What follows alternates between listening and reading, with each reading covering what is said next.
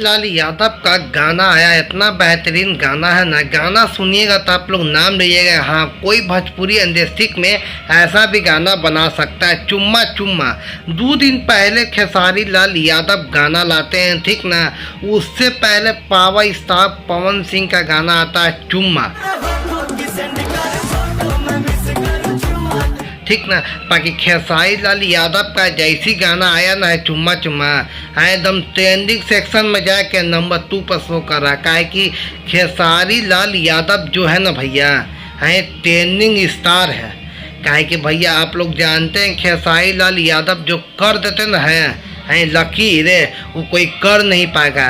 काहे कि सब बोलते हैं खेसारी लाल यादव का एक्टिंग बेहतरीन है। अरे भैया एक्टिंग से बढ़िया जाकर देखिए ना, डांस कितना बेहतरीन है, डांस जाकर देखिए।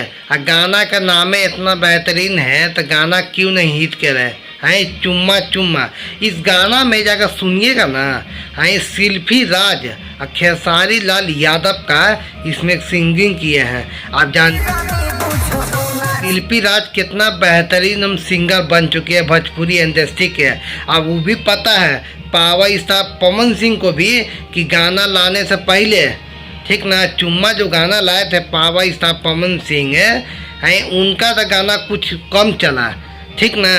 पाए खेसारी लाल यादव का 6 मिलियन क्रॉस कर गया, भोजपुरी में 6 मिलियन क्रॉस कर गया और नंबर 2 पर ट्रेंड कर रहा है। बताइए इससे बड़ा कोई हो सकता है? वो हैं भोजपुरी के लोग खाली विवाद में पड़े रहते हैं, ठीक ना। विवाद करने में उनको छुट्टी नहीं मिलता है। अरे भैया कभी विवाद करते हो तो कभी बढ़िया से कभी गानों भी सुन लिया करो।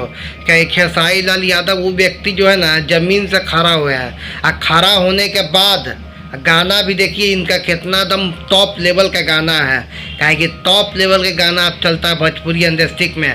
खेसारी लाल यादव भी वही काम कर रहे हैं। अब पावर स्टार पवन सिंह तो अपना है एकदम जलवा बिछड़े हुए हैं। नाम का गाना लाए खेसारी लाल यादव और पवन सिंह।